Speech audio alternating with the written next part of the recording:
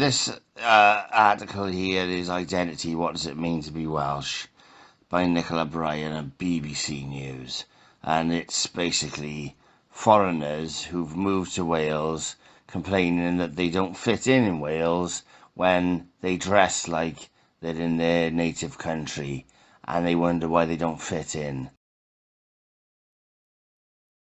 The one bird said she was tolerated nowhere and questioned everywhere. I mean, if you live in the Brecon Beacons, right, up in the mountains, the local people are going to say to you, where are you from?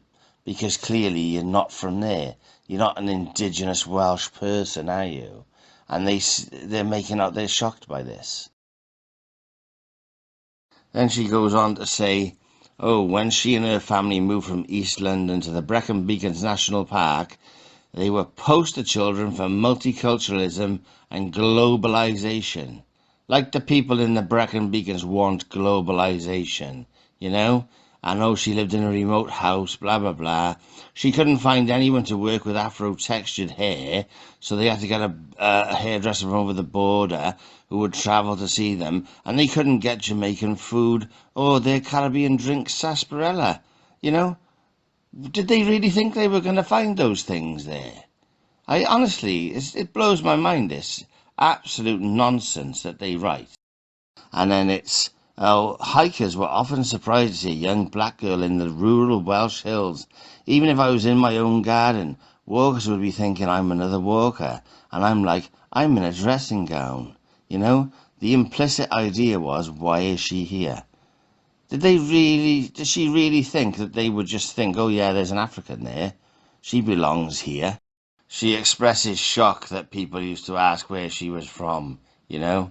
And like, that's racism, innit? Clearly they know she's not from there, so they're going to say where you're from.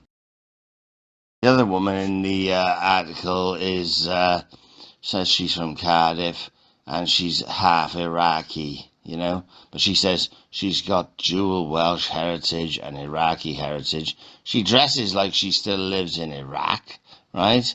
And then she wonders why, you know, people don't class her as Welsh. You're not Welsh, love, you're an Iraqi walking around in Cardiff. Here's another fantastic story as well, that she says that one time her white mother, who was wearing a niqab, was abused by a man in Cardiff indoor market. Looming over her, he shouted in a Cockney accent, why don't you go back to your own country? Without missing a beat, my little Nan squared up to this bully and said, she's my daughter and she's Welsh, but you're not. Why don't you do us a favour and go back to your country? Yeah, cool story, bro. That another one that never happened, you know?